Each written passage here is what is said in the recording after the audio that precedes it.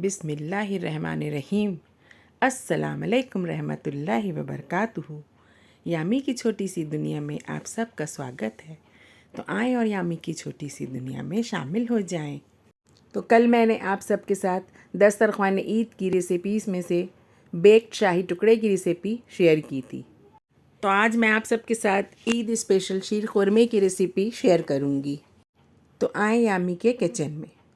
तो ये मैंने दूध उबलने के लिए चढ़ा दिया है। इस दूध में मैं 1 कप भरकर चीनी डालूँगी और चीनी डालने के बाद मैं उसे धीमी आंच में उबलने के लिए रख दूँगी ताकि ये दूध सूख कर आधा हो जाए। ये फुल फैट दूध है। जब तक ये दूध उबल रहा है मैं बादाम और छुआरे को भिगाकर रख दूँगी। ये बादाम और छुआरा कम से कम 2 घंटे तक भिगाऊँगी। अब देखें दूध मेरा हाफ़ हो गया है तो मैं इसमें कंडेंस मिल्क डाल रही हूँ। 1 डब्बा कंडेंस मिल्क मैंने इसमें पूरा डाल दिया है। ये कंडेंस मिल्क डालने के बाद भी मैं इसे कुछ देर तक धीमी आंच में उबलने दूँगी। और उसके बाद मैं अब ड्राई फ्रूट काट रही हूँ।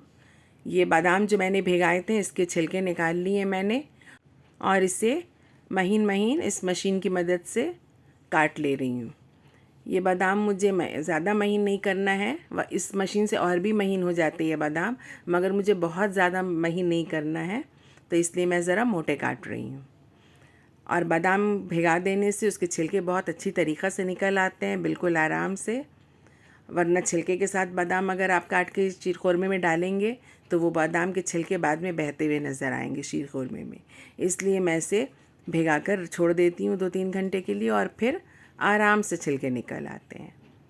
तो ये बादाम कट गए। अब मैं काजू काट रही हूँ। काजू भी मुझे ज़रा ज़्यादा लेना है। इसमें ड्राई फ्रूट्स ज़्यादा अच्छा लगता है शीर खुरमे में।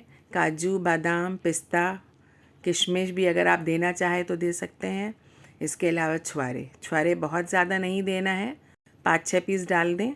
छुआरे को भिगा कर रख दिए। अगर ओवरनाइट आप रख देंगे तो छुआरे बहुत अच्छी तरीक़ा से भीग जाएंगे और काटने में बिल्कुल आसानी होगी। ये देखिए मैं कितने आराम से काट रही हूँ।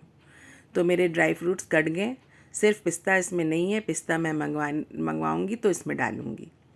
अब मैंने घी चढ़ा दिया है। मैं ये घी गरम कर रही हूँ, ये देसी घी है। अब इसमें मैं ड्राई फ्रूट सब रोस्ट कर लूँगी।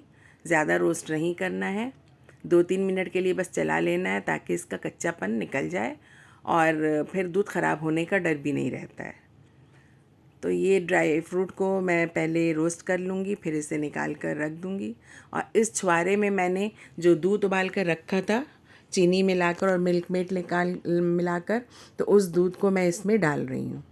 तो ये दूध मैंने 2 लीटर लिया था जिसे मैंने खुश्क कर दिया था, आधा कर दिया था, यानी कि 1 लीटर। तो 1 लीटर दूध में अब मैं इसको छुआरे को गला लूँगी। तो ये कुछ छुआरे यूँ तो गल गए हैं, नरम पड़ गए हैं, लेकिन मैं इसे अभी कुछ देर तक पकाऊंगी दूध में तो ये बिल्कुल गल जाएंगे।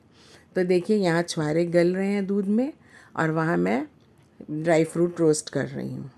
तो ड्राई फ्रूट रोस्ट करने के बाद मैं उसी पैन में सेवइयाँ रोस्ट करूँगी। तो मेरे ड्राई फ्रूट रोस्ट हो गए हैं। अब मैं देखिए इस पैन से मैंने ड्राई फ्रूट निकाल लिए हैं और अब इसमें मैंने सेवइयाँ डाल दी हैं। अब सेवइयों को मैं देसी घी में रोस्ट कर लूँगी। थोड़ा सा चलाऊँगी क्योंकि ये भुनी हुई सेवइयाँ हैं।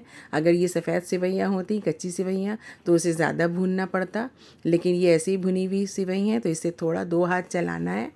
2 हाथ चलाने के बाद थोड़ी सी ये सेवई भुन जाएगी तो फिर चूल्हे को बंद कर देना है।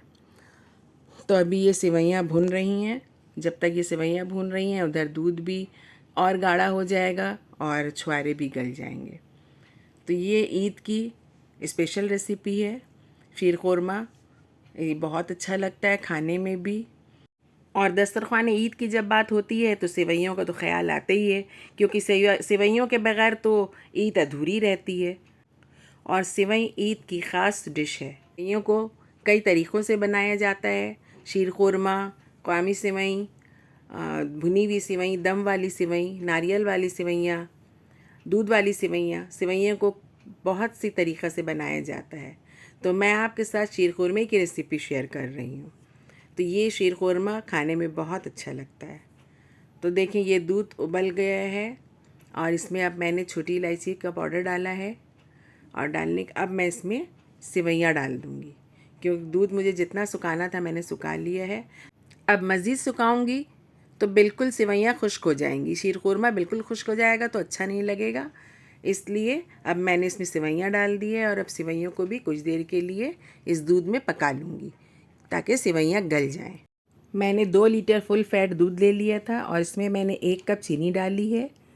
चीनी आप अपने पसंद के मुताबिक डालें, आपको मिठास जैसी पसंद हो वैसी डालें।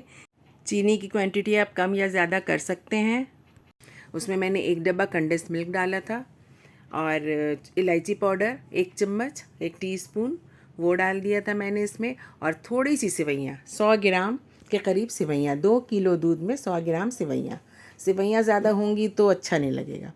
और ढेर सारे ड्राई फ्रूट्स डालने हैं। ड्राई फ्रूट्स आप जितनी तरह का डालना चाहें डाल सकते हैं, जो जो ड्राई फ्रूट्स आपको पसंद हो आप डाल सकते हैं। मैंने तो काजू, बादाम, पिस्ता, किशमिश, छुआरे ये सब डाला है। आप और अगर डालना चाहें कुछ तो डाल सकते हैं, जैसे कि चिरौंजी, खुश्क नारियल, आपकी मर्ज़ी। आप कुछ और डालना चाहें तो वो भी डाल सकते हैं। और मगर इतने भी ड्राई फ्रूट्स डाल देंगे तो ये भी काफ़ी है। तो सेवइयाँ गल गई हैं, अब मैं इसमें ड्राई फ्रूट्स डालूँगी। तो ये देखिए मैं ड्राई फ्रूट्स डाल रही हूँ। छुआरे तो मैं पहले डाल चुकी हूँ और अब मैं इसमें जो जो ड्राई फ्रूट्स मुझे डालने थे, जो मैंने रोस्ट करके रखे थे, वो सब ड्राई फ्रूट्स डाल दूँगी और डालकर इसे और थोड़ी देर लो फ्लेम में पकाऊँगी। ये शीर खुरमा बहुत आसानी के साथ बन जाता है, इसे पकाने में कोई मेहनत नहीं होती है और ना कुछ ज़्यादा चीज़ों की ज़रूरत पड़ती है और खाने में भी ये बहुत मज़े का होता है। तो ये अब शीर खुरमा मेरा तैयार होने पर आ गया है। अब मैं इसे एक डिश में डाल लूँगी और डिश में डालने के बाद मैं इसे ठंडा करूँगी, ठंडा होने के लिए रख दूँगी। और जब बिल्कुल ठंडा हो जाएगा तो फिर मैं इसे फ्रिज में रख दूँगी, क्योंकि शीर खुरमा ठंडा खाने में मज़ा आता है। तो देखिए मेरा शीर खुरमा तैयार हो गया है। अब मैंने इसे डिश में निकाल लिया है। अब इसमें मैं मज़ीद ड्राई फ्रूट्स डालूँगी ऊपर से गार्निश करने के लिए, और जब पिस्ते आ जाएंगे तो उसे भी डाल दूँगी। और अब मैं इसे ठंडा करने के लिए रख दूँगी और जब ये बिल्कुल ठंडा हो जाएगा तो मैं इसे फ्रिज में रख दूँगी। तो ये मेरा शीर खुरमा तैयार है। तो आपको मेरी शीर खुरमे की रेसिपी कैसी लगी? अगर अच्छी लगी हो तो मेरे चैनल को लाइक करें, शेयर करें, सब्सक्राइब करें और हाँ, बेल आइकन में क्लिक करना ना भूलें और कमेंट के ज़रिए मुझे अपने कीमती मशवरों से नवाजें। खुश रहें, अपना ख्याल रखें, ईद की खुशियाँ मनाएं। अगले वीडियो में फिर मुलाकात होगी, तब तक के लिए अल्लाह हाफ़िज़।